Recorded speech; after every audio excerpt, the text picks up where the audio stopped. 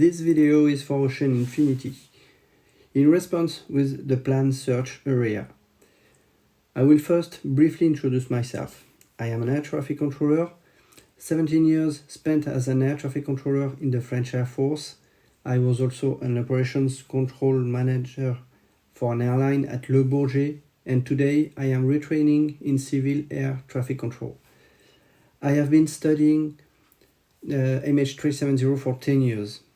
I published a book in 2017 in French only, before publishing an updated version in 2019, which I updated according to your previous search campaign.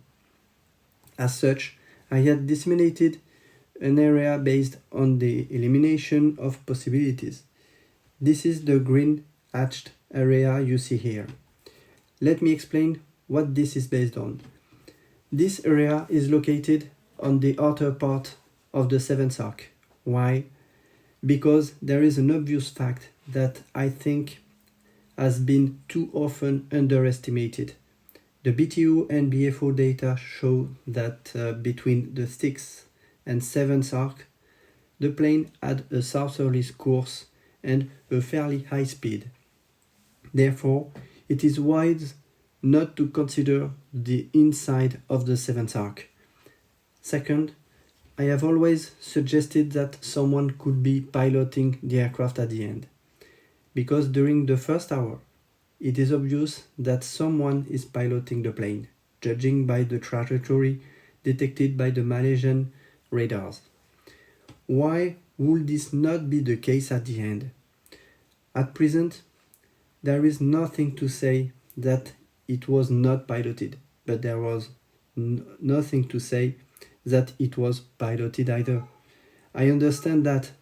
However, your first search campaign took place along the 7th arc based on the recommendations of the independent group. This was mainly based on the assumption that no one was piloting the plane, and this did not allow us to find the plane. If there had been no one at the control of the plane at the end, we would have found the plane. In my opinion, we must therefore consider that this plane was piloted, because it is the only explanation that allows us to glide further from the 7th arc and beyond the explored area.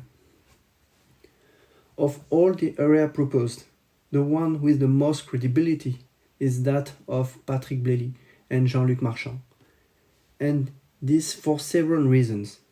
First, they are the only ones who have managed to reproduce the U-turn of the plane at Egari by sticking to the radar track. Then, they are the only ones who have published a possible trajectory in the Indian Ocean that corresponds 100% to the Inmarsat margins. But above all, this trajectory is the only one that is correct from an aeronautical point of view. And finally, because their area ends up right in the middle of the area that I had already defined in 2016. The trajectories published by other groups, such as the Independent Group or Richard Godfrey, always have inconsistencies.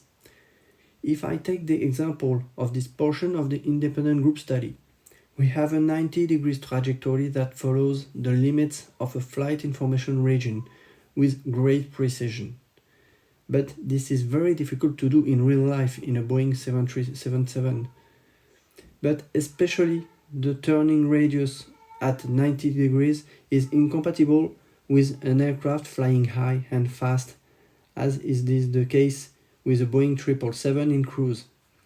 And this is just one example. Richard Godfrey places blind face in the WSPR. I would like to point out that the author of the WSPR himself has publicly expressed reservations about the ability of such a method to locate and track an aircraft. I have read all Richard's studies to try to understand them and assess whether it could hold up.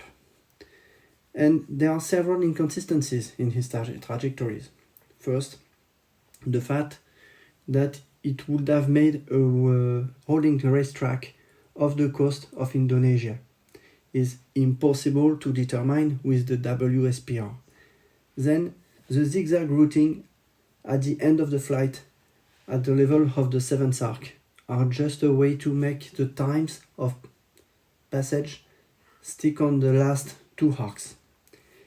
It is a tinkery in order to respect the BTO.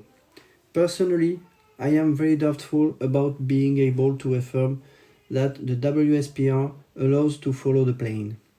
To do this, it will be necessary to be certain that the disturbance observed is indeed a plane and even the MH370. When we know the sensitivity of the HF waves to a whole bunch of phenomena like solar flares, storms, how can we be certain that the disturbance is indeed attributable to a plane? We can't. You are a company involving in the maritime environment. You therefore have experience of the use of HF for communication. So I'm not telling you that communications are sometimes laborious with HF. I have already seen this in real life in my job, since planes also use HF for long distance communications. And this does not always result in clear communication. For all these reasons, I remain very doubtful about the viability of this method. Another element that I call to be downplayed is the debris drift studies. Basing oneself on studies over a period of 15 months is far from being sufficiently precise. If you have studied the search for Air France 447, you should understand why I say that. Why did it take 2 years to find the wreckage of Air France 447? Having reviewed all the official report, I have a good enough idea to explain why we were in the wrong track at the beginning.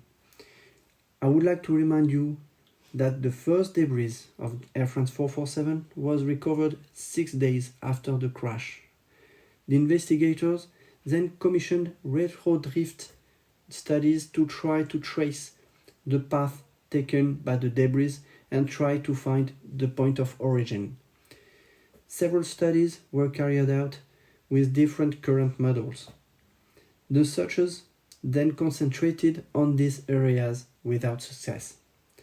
However, some analysts recommended a much simpler and more rational method based on pragmatic observations.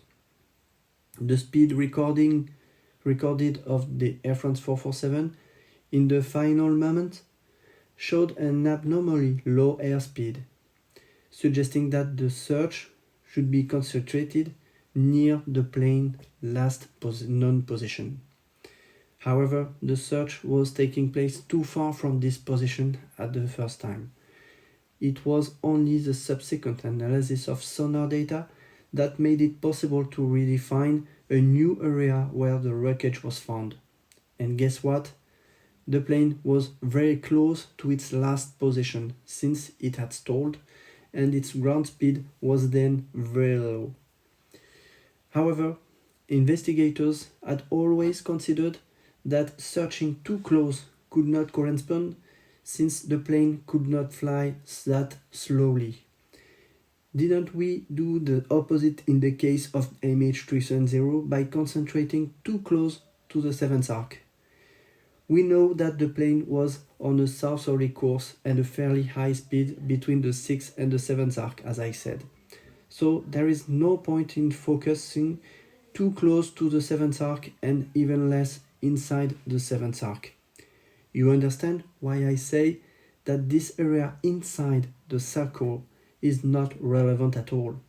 So please do not waste time looking for this area inside the 7th arc. In addition, I considered that we must stay south of Broken Ridge. Why? First, because of the images of Pleiad and Cosmos satellites.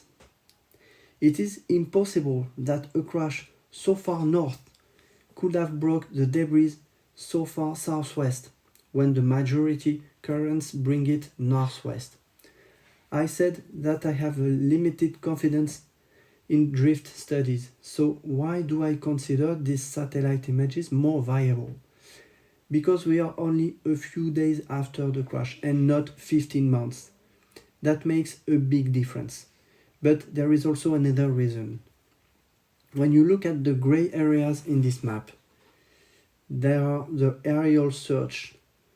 The area of the satellite images was not covered by any aircraft during the aerial search period.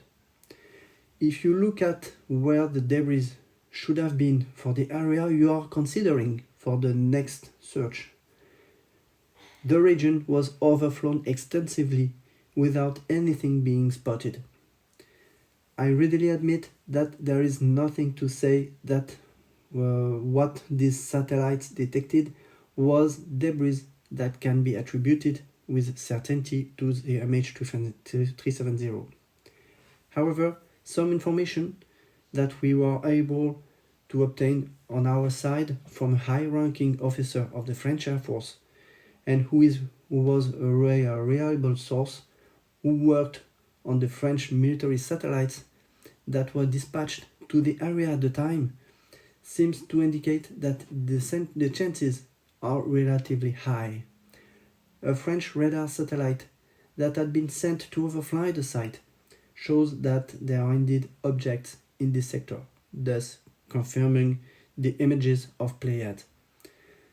So, there were indeed objects in the sector that appeared both in the visible spectrum but also on radar images, and this only a few days after the crash.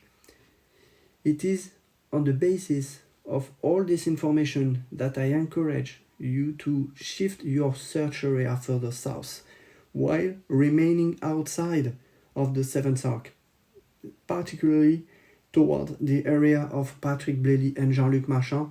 Their study take in consideration the satellite images I said.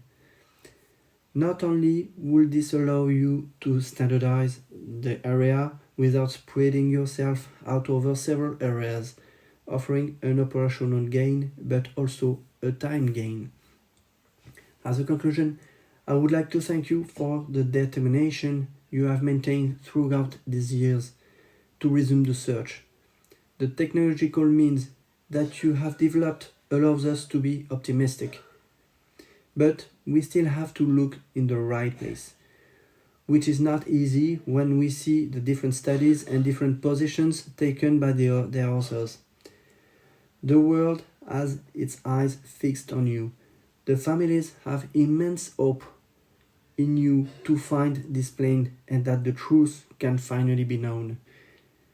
Needless to remind you that a new failure in this search will lead to some completely ending the search, and this will once again leave the field open to all these conspiracy theories of downed planes that I've heard. Theories that I never stop fighting on my YouTube channel in order to reestablish certain truths. The families are hoping for answers, and the aeronautical community, of which I am a part, is also hoping. That is why I am hopeful that you will hear what I have conveyed to you in this video. Good luck with this treasure hunt, which is nothing more and nothing less than a hunt for the truth.